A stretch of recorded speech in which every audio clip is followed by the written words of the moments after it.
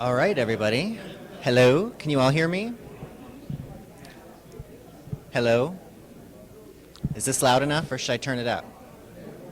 I'm going to turn it up.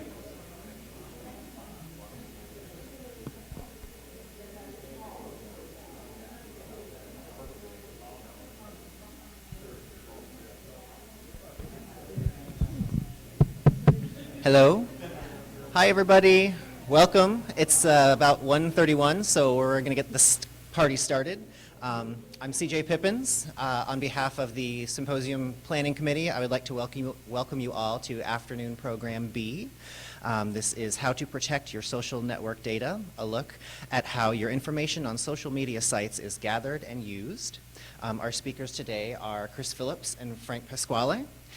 Chris is the Assistant Vice President for Information Technology here at the University of Maryland, Baltimore. Throughout his 40-year career, Chris has held both technical and financial positions at the American University, the University of Maryland College Park, the University of Maryland, Baltimore, and the University of Houston. His career interests have always included building effective teams to provide rational and intuitive services. A particular career highlight was when he was the Chief Financial Officer at the University of Houston, and they were named the best financially managed higher education institution in the state of Texas. Part of this was a result of his involvement in designing automated systems to substantially reduce risk, and that is when his career began to focus on information technology and its promise.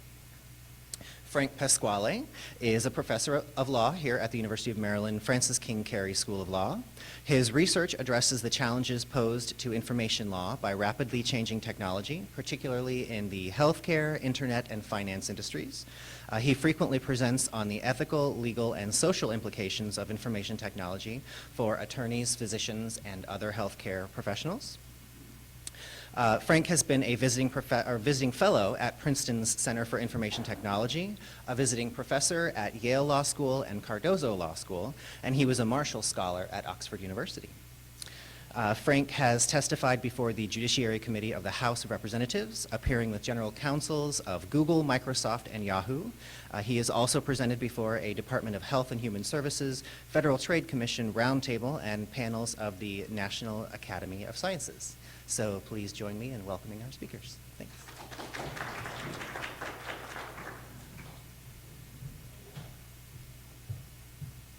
Thank you very much, CJ, and thanks so much for your leadership in these areas and for being part of organizing this conference today. I was watching some of the live stream earlier and thought there was a really fantastic array of topics being addressed, and especially keeping it topical in an era when things are changing almost on a daily or hourly basis is really to your great credit. So thanks again for having me today. Well, today I'm going to talk about cybersecurity, and we have framed the title of the panel as How to Protect Your Social Network Data. And I want to start with what's the most important way to protect your social network data. And I would say it's nothing you personally can do. It's vote for people who will actually care about the issue. And I know that that is may strike folks as a somewhat unusual spin on a program titled in this way. But what you have found over the past, and I'll get into more practical threats and ideas in the rest of my presentation, but I want to lead off with this idea because we have seen essentially a privacy enforcement regime in the US where breaches, going back on your terms of service, violating privacy promises to your customers, et cetera, is little more than a cost of doing businesses for the largest firms. We've also seen a privacy landscape in the US where essentially under HIPAA and high tech, covered entities like healthcare providers are often hamstrung by tons of rules, but there are huge numbers of large for-profit entities who make billions of dollars a year by essentially evading those requirements by developing health profiles and other profiles of individuals and selling that data. And so I want to just give you this sort of larger perspective because I think it's really important for us to realize that there's something deeply amiss about the privacy and security landscape in the US. And what's deeply amiss about it is that making enormous mistakes that deeply compromise the safety, security, and privacy of individuals really amount to almost trivial fines and punishments for many of the large corporations involved. However, one thing that we have to watch out for, and the folks in the business, in the education and governmental sector have to watch out for is that there can be some very serious consequences and difficulties for those in those sectors. But for the people who have the most data, often it's very difficult to see. And I was actually in January, I was in Brussels talking to folks at the European Commission and others. That I find to be a much more advanced and interesting privacy regime. That's where penalties can go up to 2 to 3% of a company's turnover per year. Here in the US, you get companies like Google, which can be fined for something quite severe, $22,000, which I've calculated is about 3 minutes of revenue for Google. So if you think of a fine that would be 3 minutes of your daily pay, that's about how seriously some of these companies are encouraged to think about privacy and security. And that's why I really want us to have a frame for our overall conception of security, in that there are such low fines, low penalties, low stakes for the people to whom we are often forced to entrust our data. And this also comes out of Bruce Schneier's work talking about security feudalism. Because essentially he says, we deal with large companies on the web to whom we're trusting, but can we really trust them? Now, here's sort of some initial statistics on social media use, and here are some of the big firms. We often hear that the big companies online are GAFA, Google, Apple, Facebook, Amazon, sometimes GAFAT with Twitter at the end. And we see that you have Facebook is something that almost everyone's using, LinkedIn, Pinterest, Twitter, et cetera. And of course, these are getting more and more widespread, especially because in the contemporary employment landscape, a lot of times LinkedIn is where people find good employees. A lot of times Twitter is where people feel that they need to be in order to make some sort of statement online. There's a huge tide of what's called HCSM, healthcare social media, where you're seeing a lot of folks in the healthcare sector on Twitter. And finally, even on Instagram, there's something called, or something like Instagram called Figure One, the Instagram for physicians. And I think they may have talked a little bit about Figure One or some applications like it earlier today. But that's a way in which doctors, healthcare providers around the world are putting up unusual cases and sharing comments and potential diagnoses with one another. We'll get into the legal implications of that as well. I've supervised a few papers on Figure One. But the larger takeaway of this is that for many people, we can't simply tell folks, stay off social media, because essentially social media has become this all-important tool that one uses in order to keep in touch with others, also to reach our students. And we're increasingly seeing a world where students don't want to deal with email, right? They just don't. If you really want to reach students, you sort of set up a Facebook group. I was talking to one of my students the other day, and he said they just invited DJ Patil to UMaryland College Park. And I said, well, where do you find the information on that? Of course, he got right onto Facebook and got the invite from Facebook to him. But again, a lot of times, though, our students are often, they're told, oh, you're digital natives. You know how to use this stuff so much better than the older folks. And it's true they know how to use Snapchat much better. I have no, who even knows how to work that, right? But and for many of these other things, they may not have any idea about, say, what the privacy settings are, how privacy settings work, how, for example, if you tag someone in a Facebook post, that exponentially increases the exposure of the post to other individuals. So you might, for example, be commenting on a Facebook post online and think, oh, it's just my friends and maybe their friends that know about this. As soon as you tag somebody and you see the letters turn blue, that means you've got a link to their name, then all of a sudden you've added new networks and networks of networks into who can see the data. And I actually learned this the hard way a few years ago, where I commented, there was a lawsuit that was in progress, and I commented on how I thought there was an irresponsible litigation pattern among this social network of lawyers on Facebook, and that was quoted in the Wall Street Journal the next day. So, so you can think that I'm on Facebook, I'm among friends, this is not going to be a big deal, but essentially my bottom line is, no, don't think that way, because there simply is not enough of an incentive for these firms to actually keep the privacy promises or the representations of privacy that they make to you. Facebook, for example, in a 2011 Federal Trade Commission settlement, was found to have distinctly lied about 3 different promises it was making to individuals about the exposure of their posts. What was the penalty for that? Ongoing monitoring of Facebook. Okay? That was the penalty. So essentially, if you think like, well, I've got a good social network and it's going to protect my information, I would not think that way. I would also look at Mark Rothstein's work on compelled disclosures of health information and think about the future of potential compelled disclosure of your social network username and password. There are corporations that have already said as a condition of employment, we want your username and your password. Some states have passed laws to stop that. Canada has also seen that as sort of a trend in like Toronto law firms and has also tried to like fight back against that.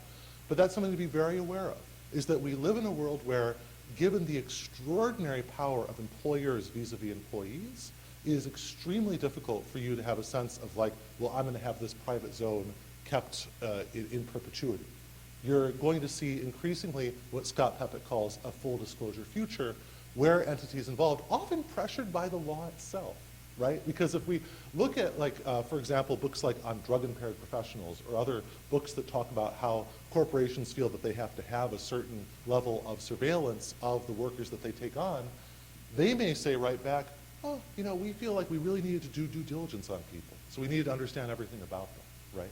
And so this, again, is one of those things where I feel like we are in a world that is increasingly, we have a lot of hullabaloo over privacy, and yet when we actually really drill down into the effectiveness of the regulations ostensibly guaranteeing our privacy, it's a Swiss cheese. It's extremely difficult to actually see those working often. Another thing that I would note too is that, you know, advertising leads to what I call the data vortex. So on all the platforms we commonly use in social media, we are not the customer. We're not paying, right? I never paid to get on Instagram. I never paid to get on Facebook. Advertisers are paying. And those advertisers want to know, how sick am I? You know, how likely am I to buy a car? That's not too innocuous, but some other things are, or that is innocuous, but the other things, you know, how sick a person is, how likely they are to eat certain types of food or not eat certain types of food, to exercise or not exercise, who are their associates, et cetera. And all sorts of inferences are constantly being drawn. One thing I often hear from individuals is, you know, I want to basically have control over my data online and figure out who gets to see it and who does not. Well, here's an introduction to the type of landscape of data transfers you need to review daily, or perhaps even, you know, once, but set it and forget it, but then you need to review about this sort of data transfers. Okay, so here, for example, when you share something online, I mean, you can't even see all these companies, but the bottom line of it is that in moving from marketers to publishers, you have literally hundreds of entities that may be accessing and keeping your data and keeping a profile of you. Now, of course, if you talk to the National Advertising Bureau and others who are involved in this, they would say, oh, it's all anonymized, you know, don't worry, it's not really that big a threat to you. But there's an enormous literature now, going back, you know, at least to Latanya Sweeney's work from the late 90s, to Paul Ohm's articles, to others, that talks about the ease of re-identification. And so essentially, you know, and now we are seeing this sort of battle about ad blockers versus non-ad blockers. What that is fundamentally about for a lot of people is not necessarily about stopping ads from being online. It's about keeping their private information from being sucked into the data vortex, right? Now, a few more pictures of the data vortex. You know, this is the display advertising landscape. This is for the video advertising landscape.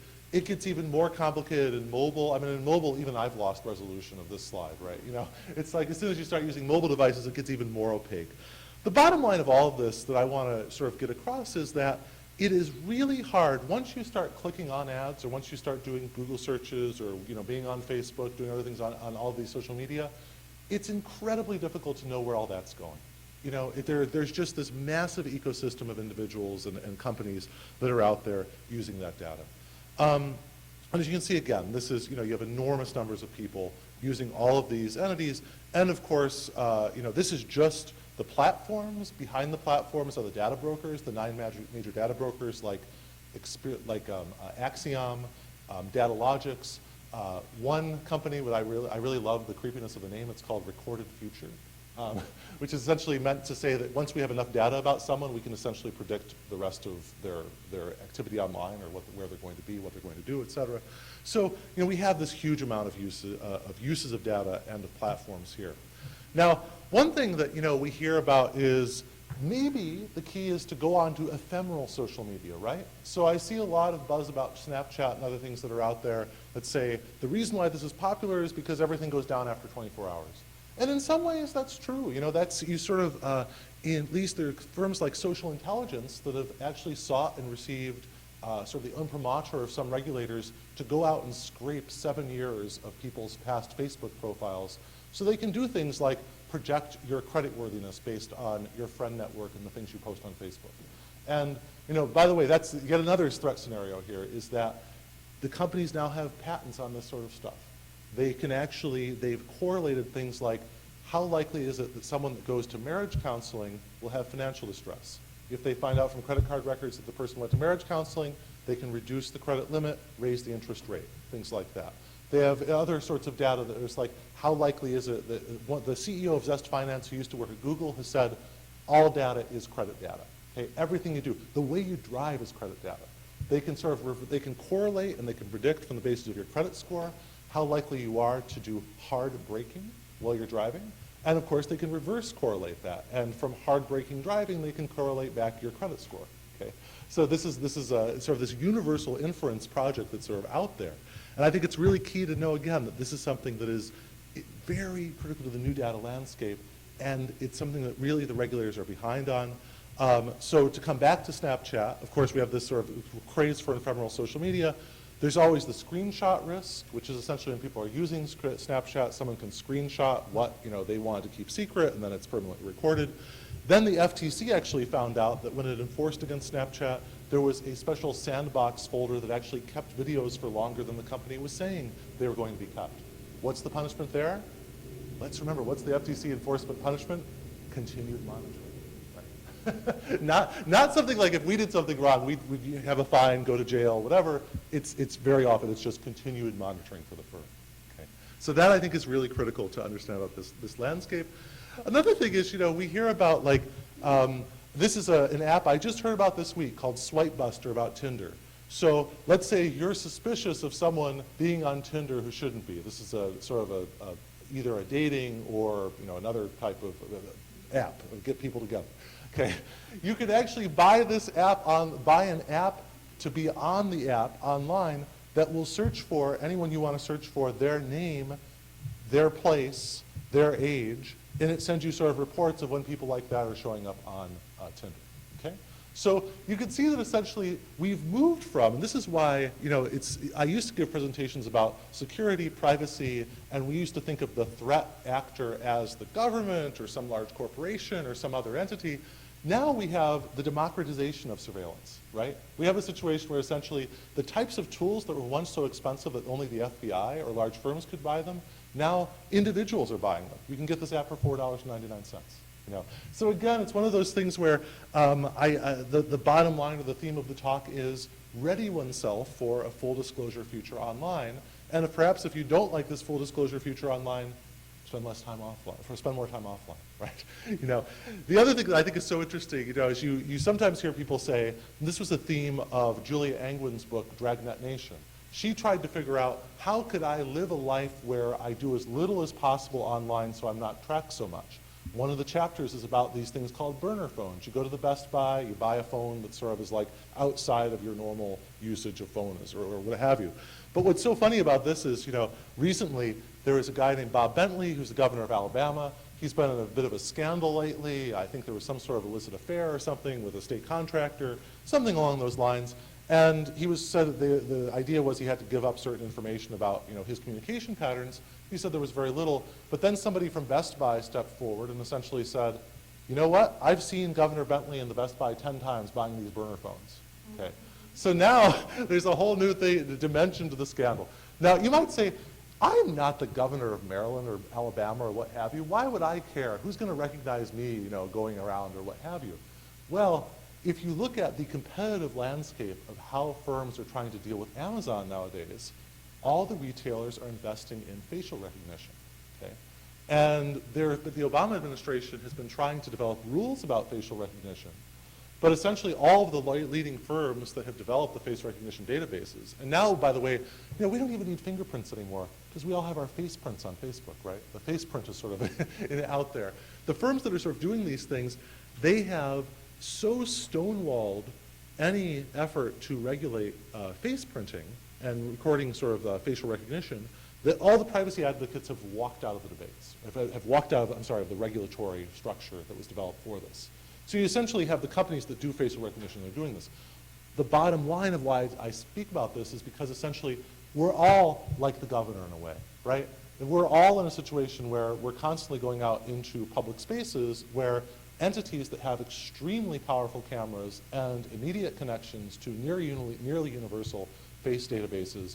This is either happening now or it could be happening within a few years, right? And it's the logic of commerce. If you have a company like Amazon that's a retailer, every retailer in real space is going to say, if Amazon knows the last 57 purchases of its average shopper, I need to have a face recognition so I can develop some similar type of digital dossier about the people that walk into my store.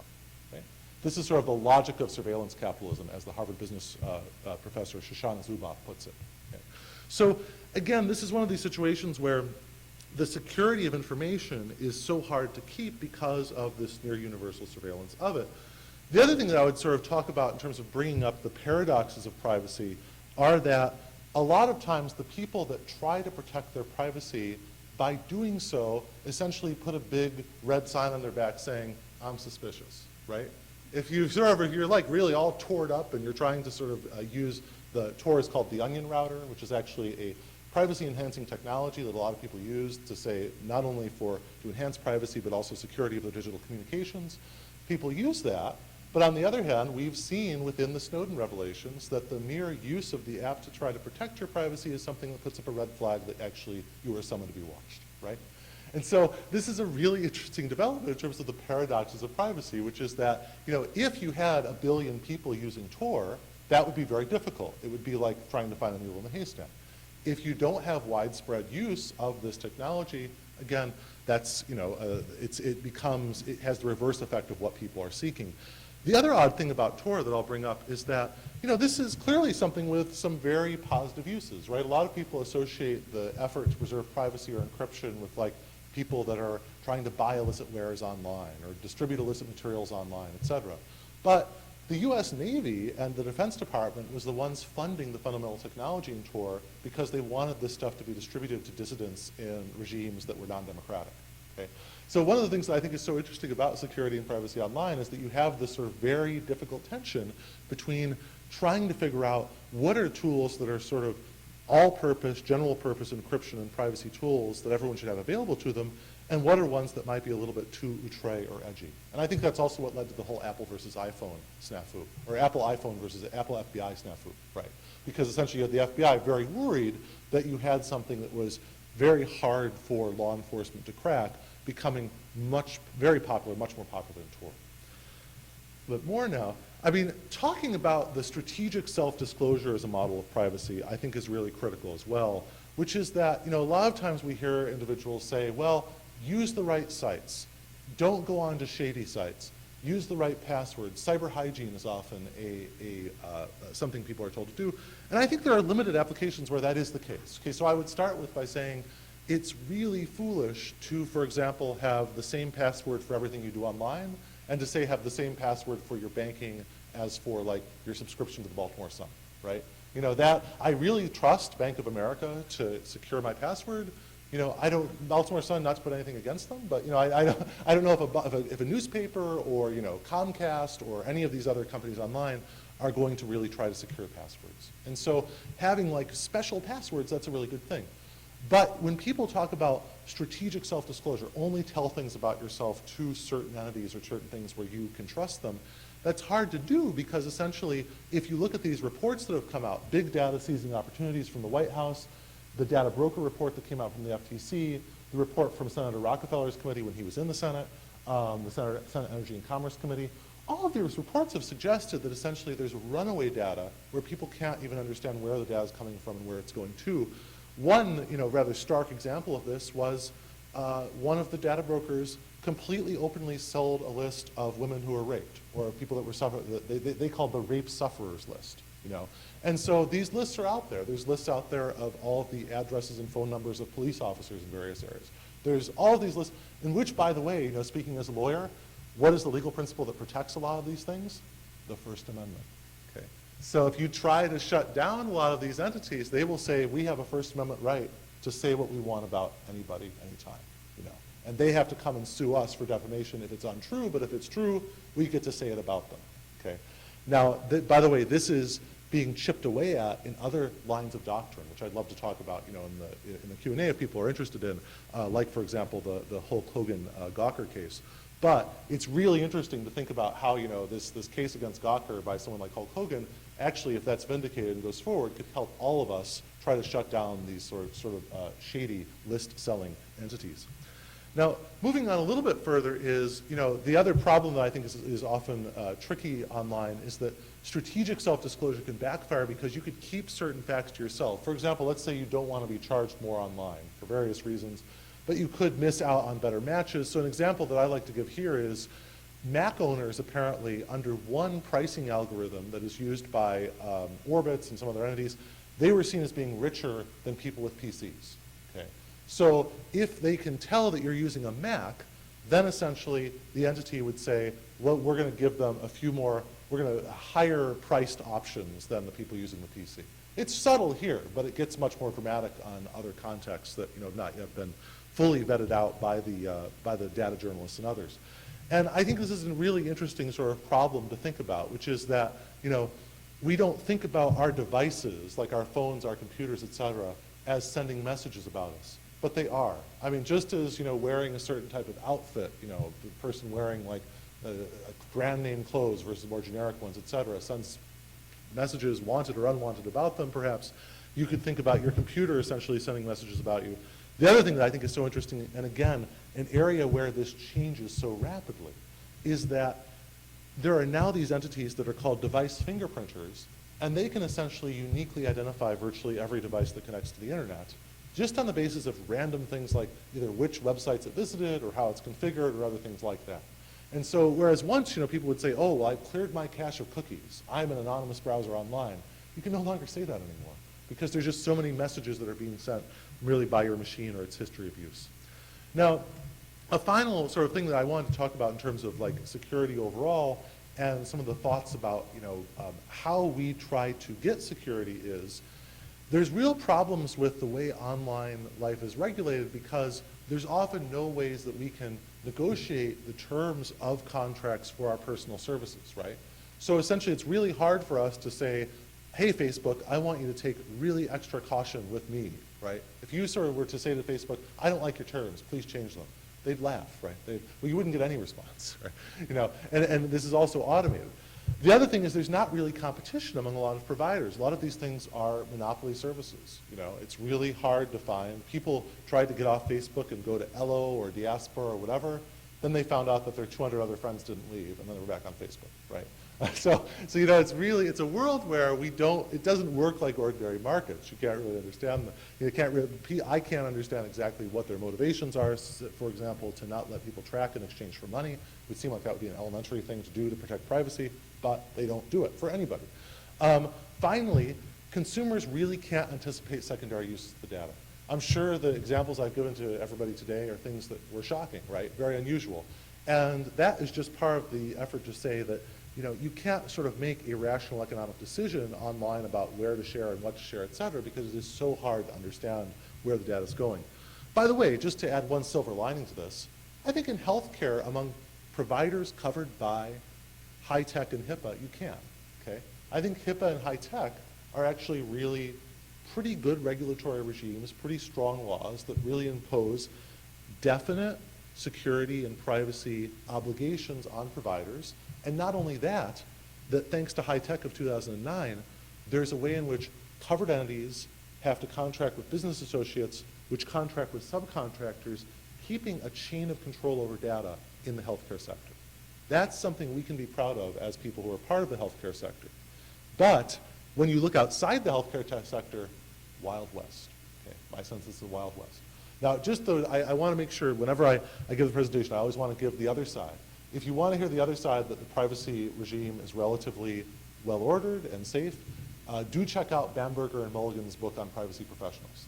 They talk about this emerging field of privacy professionals who are trying to essentially sort of keep people's data and security safe.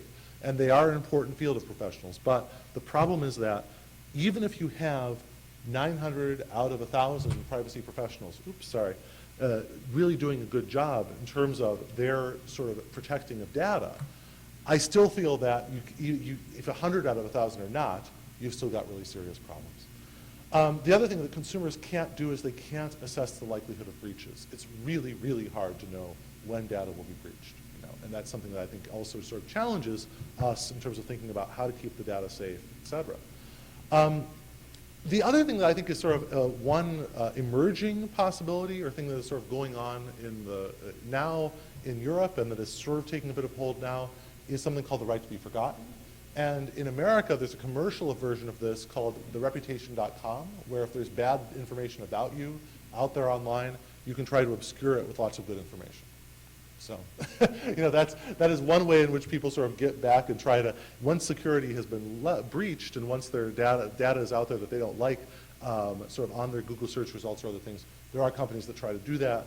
I always tell my students that the best defense online is a good offense. So if you're afraid of, for example, the first Google result that employers look at being your participation in a food eating contest or something, or some embarrassing, silly thing or something like that, have a large number of other more positive things. And I try to develop trainings for our law students so that they develop a good digital reputation online that gives, when they're Googled, the immediate impression that they are a competent and sincere and accomplished professional. And I think that's something that is increasingly becoming part of our interprofessional journey, is essentially, given that there's so little control over a lot of information about us, how do we sort of try to take some control back of our reputation image online?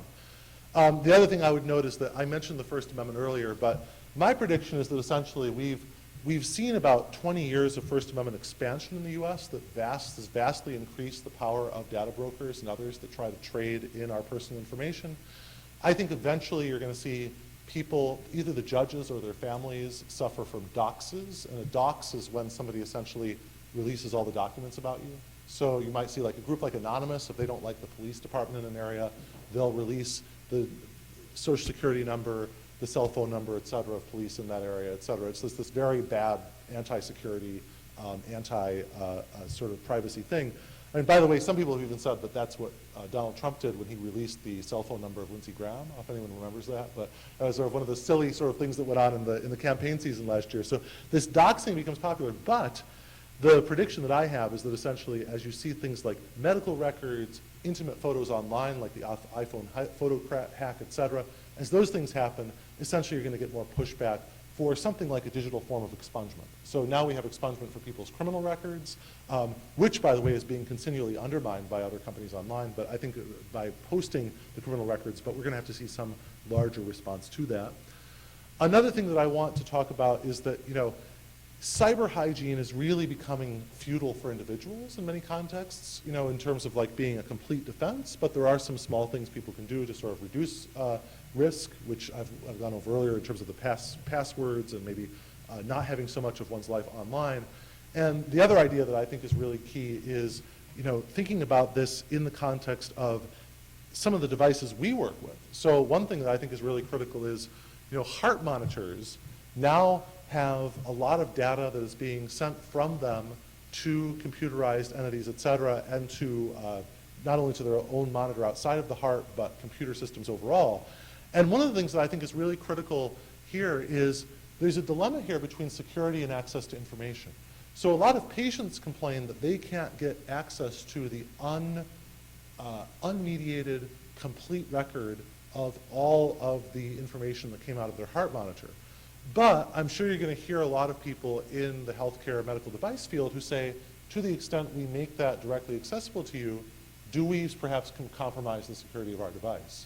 So this question of sort of open access to data, the informed patient, et cetera, and sort of the ability to try to understand what's going on there, I think that's a really critical question. I also want to give a couple of other more creative things, which are, I want to skip forward a little bit because I'll come back to these earlier slides, but here's a more creative thought about security. So I don't know if anyone has seen the website Caring Bridge, which is essentially a website if someone is terminally ill often, or if they're very ill, not if they're, I've had friends who have been terminally ill and who went to Caring Bridge. I've had other friends who have essentially been very ill and have gone to Caring Bridge. If you were sort of disturbed by the way in which something like Facebook can convert and sort of relatively unreservedly and unapologetically and without that much risk of a punishment can convert your information to, say, a health profile of you, if you're concerned about that, then you might want to say, I'm going to have a specific social network where I talk about my health, right? And this is something that I think is relatively interesting, where you might see, on the one hand, there's this data vortex where more and more data is being developed into these big platforms like Facebook, which I've essentially characterized as not having enough legal responsibility or incentive to actually protect people's privacy. So one way in which I'm seeing people sort of respond is by essentially creating their own social network on Caring Bridge, right? And Caring Bridge appears to me to be people that have thought a bit more about the uniquely sensitive aspect of the information that they're dealing with. I would contrast that, by the way, with sort of more general healthcare social media. So government agencies on healthcare social media, HCSM, they are in general like pretty careful.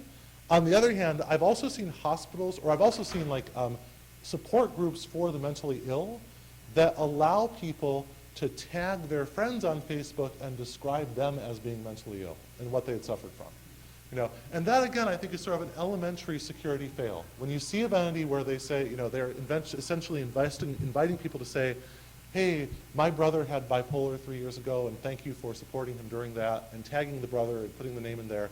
That again is something where, I'm all for people being very forthcoming and sharing about their experience of the healthcare system. That's great.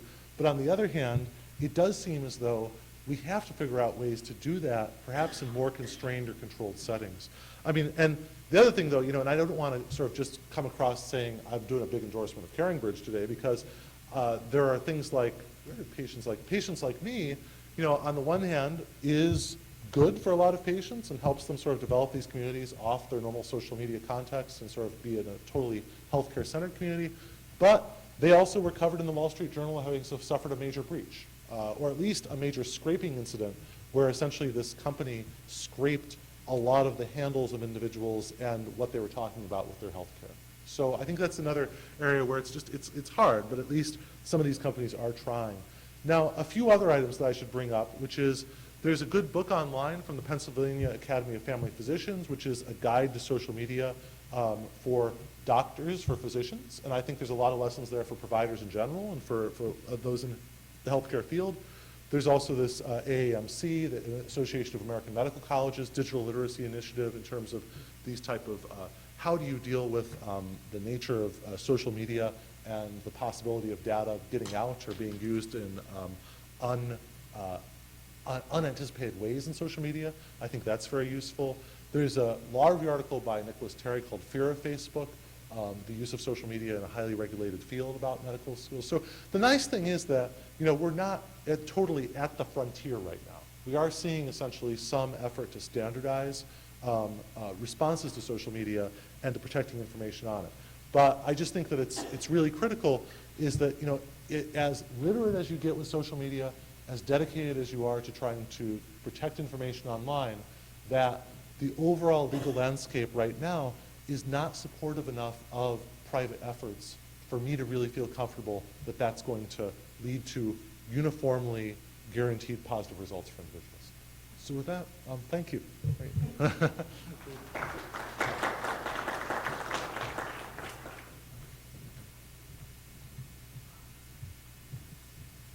Hi, I'm Chris Phillips. I just want to say I've really enjoyed today, and I've learned a lot of things, that most of them that made me more nervous than I was when I got up this morning. So.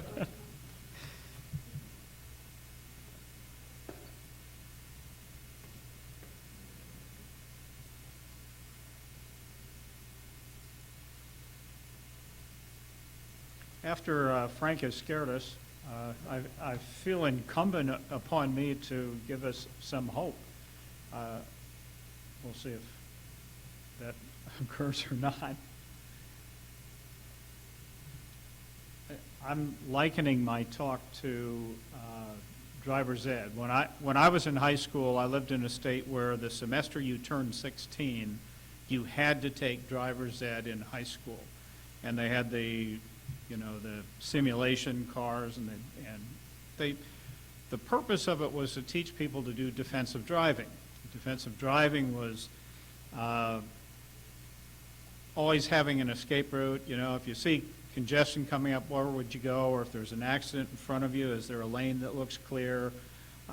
If you're not in that big a hurry. Let the other guy go first. He's probably not going to bother you once he's passed you anyway. Get behind him, stay safe, you know.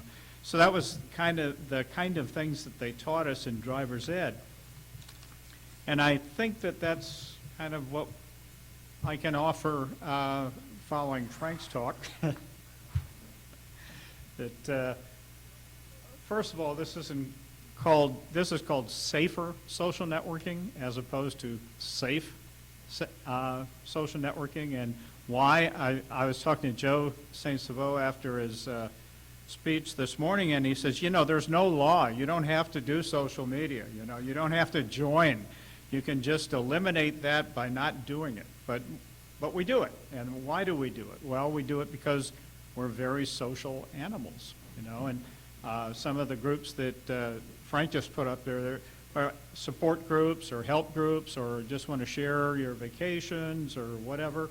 And we're also consumers. And I can tell from looking in my household alone that that's a major part of getting online is, you know, looking for bargains and clicking on those advertisements that show up that you probably shouldn't click on.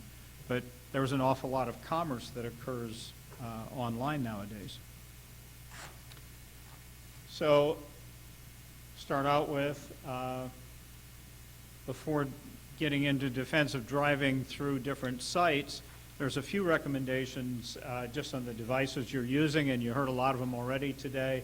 Use strong passwords, use encryption to store your data, install anti-malware software, and make sure you get automatic updates. Do the patching that we were just hearing about downstairs. So the other thing is many antivirus tools can't keep up with the bad guys. So should we not do them? No, you got to give yourself a chance. I mean, that's the way I look at it. They may not stop everything. They're going to stop some things. You got to do it. It's good, responsible computing.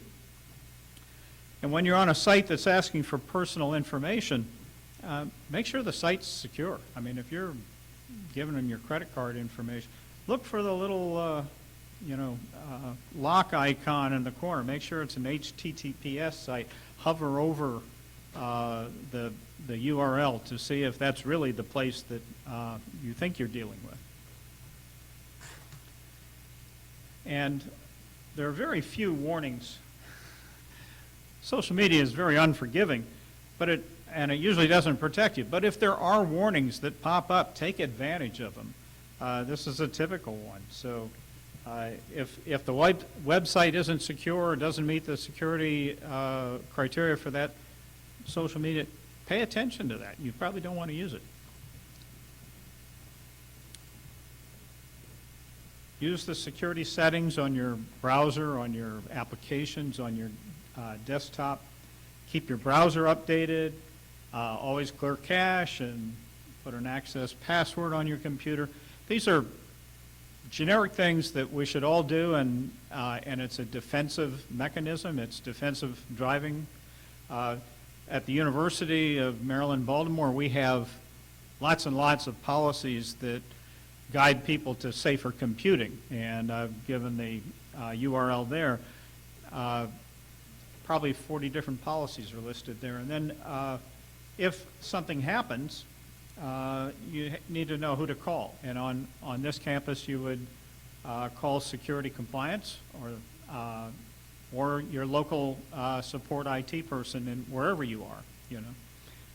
But you need to know bad things can happen, and if they do happen, where do I turn? Then safer browsing requires both technical and behavioral measures. There's all kinds of things we can do, tools, protective software, et cetera, et cetera. They're probably not all going to protect you 100% of the time. That's the bottom line. So if you just say, well, it doesn't matter, nothing's going to help me, and you just don't follow defensive driving online, you're going to encounter problems sooner or later. And safer web browsing or to social media or whatever It's less about adjusting your controls, which you need to do anyway, but it's a lot more about your behavior and your attitude, and your awareness. And downstairs, the security officers were all saying their biggest challenge is user awareness programs and making people aware of what's a good idea and what's a bad idea. So here's one that a lot of people probably don't do. It's a great idea. You can use a separate email address for your e-commerce activity, so that if they're trying to gather information on you and determine, well, you know, we can put this metadata together and, you know, target ads, at least it'll be a very restricted one. It doesn't have to be connected to your Facebook account or your personal hard drive with your family pictures, etc. So it's a different ID and password. And I can tell you, I've had my credit cards stolen or copied, and I got a call one day from American Express, and they were saying, did you buy dinner in Genoa, Italy last night? And I said, no, I didn't. And they said, yeah, we didn't pay that. We're stopping your credit card so that no charges can go against it. And I said, okay, I appreciate that. And they said, we can have a new one to you in 2 hours. We'll hand deliver it. And I said, well, tomorrow would be fine. Wasn't planning on. Banks want you to use their credit cards, and they have really good security systems around them. So I'd rather tie an ID to one of those big bank credit cards where I know that I'm going to get maximum protection from them, and that I'm protected against fraud. And if I can do that on a separate account, it just makes me that much more secure, in my mind at least. So here's some things to think about. This is defensive thinking again. And remember that when we found out that copiers actually have hard drives and store stuff, that was a big eye-opener to us a few years ago, and it's changed our policies on campus. So when we give back that leased copier, it doesn't come back with the data that we've stored over the last 2 years while we were releasing it. And how do you store and remove data from your computer? And are there storage devices that are more secure than others? When you choose your security questions, and this is something that was alluded to earlier today, that you know, if you choose your security question and it's you know, your wife's maiden name, that's pretty easy to find. You know, I mean, they can Google you and see who you're married to and blah blah blah. So you have to think about that when you're choosing your security questions, not making them like I often do, and I don't remember what the answer is, but they've got to be pretty obscure. I mean, they've got to be things that you know people couldn't Google you or go on the internet and find out the answer, and then you know they've got your security question. Also, you need to look out for giving access to friends. Then their security practices come into play. And I've seen people saying, oh, I have consumer reports, and another person said, well, can I use your consumer reports application to look up, you know, cars or whatever? Sure, here's my user ID and password, you can use it. Well, that's not a good idea. And then even if they're very trustworthy friends, you don't know what their security patterns are or how carefully they take, you know, information like this. So hover over links. Don't click on links in pop-up windows unless you know where it is, where it's going, and you assume you're a target. I'm even more convinced I'm a target after listening to Frank, and I guess there's, you know, duck. And instead of clicking on links, open a new browser, manually type it in yourself, and make sure you type it correctly, because there's an awful lot of bad guys out there that create sites that are common misspellings of other sites, and if you aren't careful, you'll end up on one of them. So, straight and narrow is good.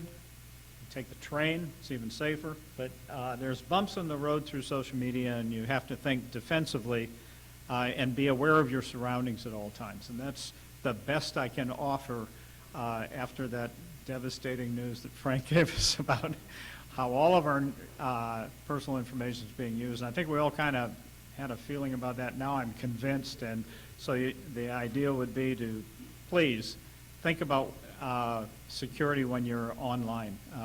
Be aware of the fact that there are people out there that are trying to get your personal information or your IDs or whatever. And the more careful you are, the less chance you're going to end up surprised in the end. So that's it. We have we have a small break before the keynote speech. So restrooms are right down the hall, by the way, and downstairs is where we'll convene for the next session. Does anybody have any questions? Oh, sure. Yeah, come on up. Hello. Okay. From Frank's, is it okay if I call you Frank? Sure. Okay. From Frank's presentation, there were just, I think, 2 points that I had a question about. One was the facial recognition thing that you said stores, like department stores are buying into. Is that what it was? So how, this is just me curious, how would that work? Like they scan you when you walk in the door, or they're taking your picture when you're checking out and then gathering that information? Oh. Yeah, so yeah, they could scan you. And again, this is sort of a First Amendment issue as well, right? So it's like, and some of the precedent here legally, there was a photographer who was flying a drone around, who was taking pictures of people in high-rise buildings. And the question is, is that, and he says, the people who the pictures were taken of were like, that's a violation of my privacy. And the photographer says, no, I have a First Amendment right to observe things in public, right? And so essentially the people behind a lot of the newest technology are trying to say, oh, if you don't want to have your face recognized by our facial recognition software and drones, just wear a hijab or something, And so essentially, this is sort of like and it's going to be this really interesting struggle in the future as to how far will the First Amendment vanguard push to undermine privacy law. It also is sort of common in with pharmaceutical data mining and other things like that. There's a case called I Must Helpless versus Sorrell. But yeah, but there's one state though, Illinois, where I believe they do have a facial recognition law, and so people keep suing Facebook for doing facial recognition of them. And so it's going to be interesting to see that percolate up through the courts in Illinois, but yeah. And then my other question was about clearing cookies, and you saying that it still doesn't mean that you're basically incognito when surfing. But what about the incognito browser page that you can do? Are you technically, but is that a safer way to search using those incognito tabs? It's funny. I feel like, yes, safer is a good term. Safer is a good term. But I also feel that there is so much evidence of very large firms that are sort of gathering data not being that conscientious about actually taking out their logins, or stopping logging what's going on. And even Google itself in incognito mode on Chrome says, well, yeah, but all this data is going to the ISP, all of it might be on your computer in some way, or whatever, or it might be in our server. So I just sort of feel like it's just very hard. The biggest problem is that we normally, in other circumstances, we'd have third-party auditors understanding the data flows or understanding what's going on. But in this area, there's such a high volume of data, and there are such aggressive assertions of trade secrecy. So this is, I didn't get a chance to I'm sorry, I wanted to promote my book earlier, because the bottom line is that, the idea of the book is essentially, this book called The Black Box Society, is that what the largest firms involved do, which is part of this whole data vortex, is they say anything that goes into us, how we process it and what we gather is a trade secret. Anything we say about anybody else is protected by the First Amendment. So if you have trade secrets that are not only part of the state common law, but are also under the 5th and 14th Amendment, they're protected from takings of those trade secrets. So that's constitutionalized property. and you have First Amendment that sort of constitutionalizes their ability to say anything without regulation, it's the perfect business model. It's unregulable. Yeah. So that's the biggest problem. Yeah. No problem.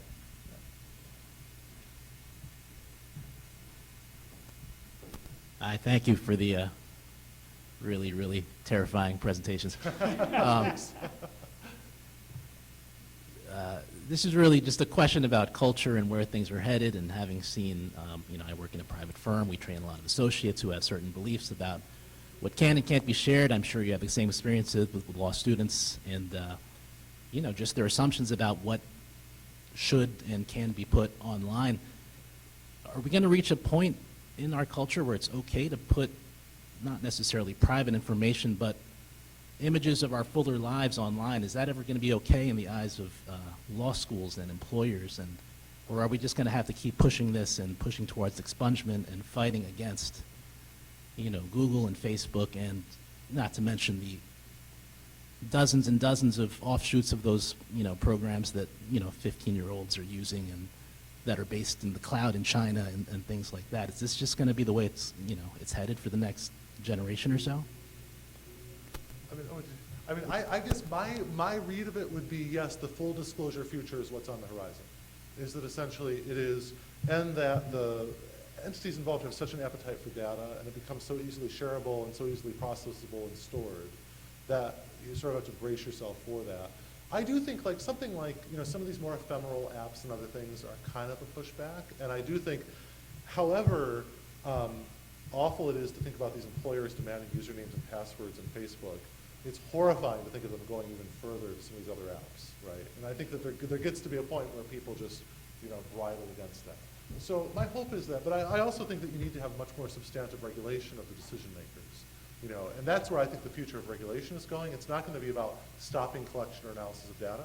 It's going to be about stopping certain uses. So that's one, silver lining and glimmer of hope, I think. But it's a great question. Yeah. Full disclosure future. Yes. Any other questions? Oh, here's one out here.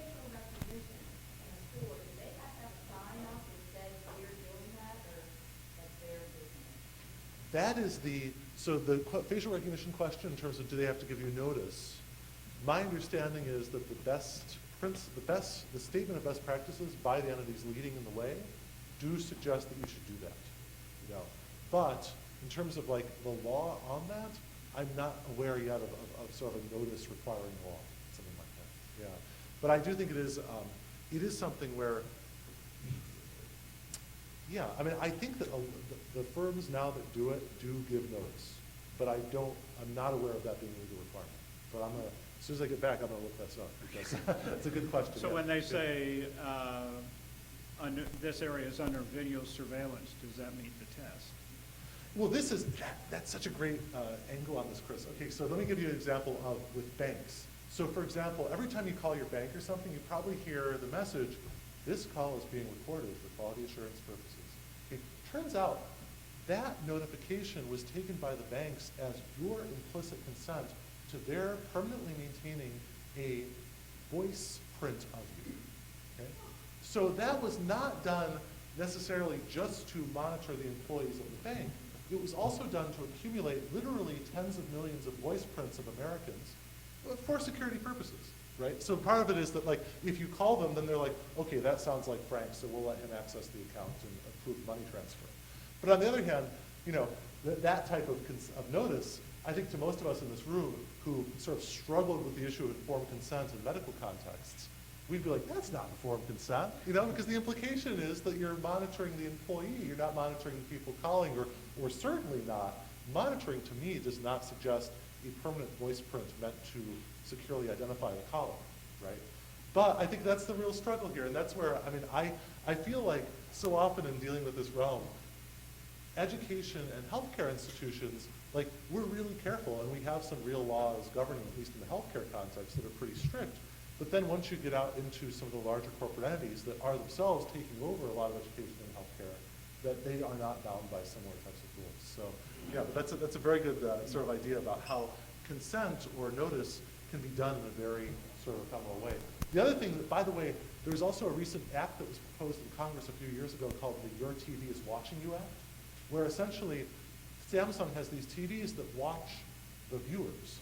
And it's to enable advertising so that essentially, let's say that if you're sitting down and you're watching a McDonald's ad, the ad, you're supposed to put this crawl underneath that says, jump up and say McDonald's, and that'll stop the ad. So your TV can watch you to enable that type of advertising. Okay? And they also are watching your eyes to track your eyes to see what actually is appealing to you versus what's not appealing. Now, Joseph Capuano in Congress proposed a law that would allow people to essentially, that said you have to give people notice that you're being watched by the TV under the Your TV is Watching You Act. But of course industry blocked that, right? So essentially you could be walking into rooms where your friends have enabled the sort of viewer watching TV, you may never know about it. So yes, so we need legislative action. It comes back to the beginning of the talk, which is that we really need legislative action on this sort of stuff, yes. Yeah. Right out of 1984. Yes. Yeah. So there's security cameras all over the world Yeah. that are constantly monitoring things. We have them on campus, we have them in schools.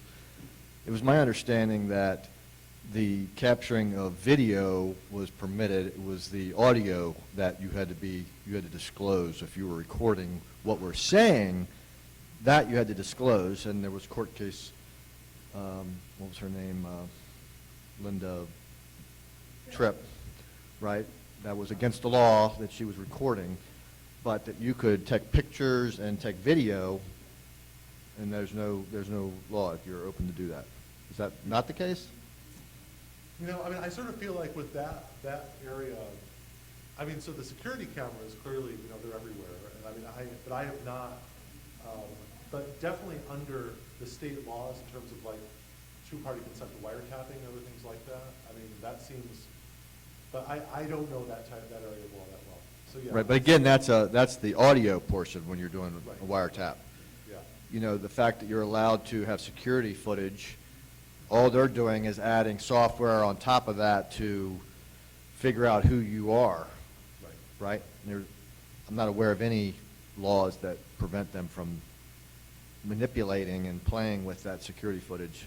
I think that's right. Yeah, and especially with higher and higher resolution cameras, it becomes more and more easier to really understand what you're watching. Yeah.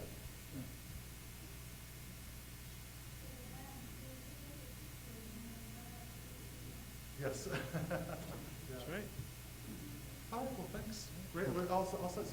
Yeah, I think we're all set. Really quickly, he said the name of it really fast, so I wanted to repeat it. His book is The Black Box Society, and I really recommend it. Thanks. Thank you. So, the Black Box Society. Yeah, it's on my reading list now. Yeah, oh, thank you. Thank you. Great. Well, thanks. All right, thank you very much.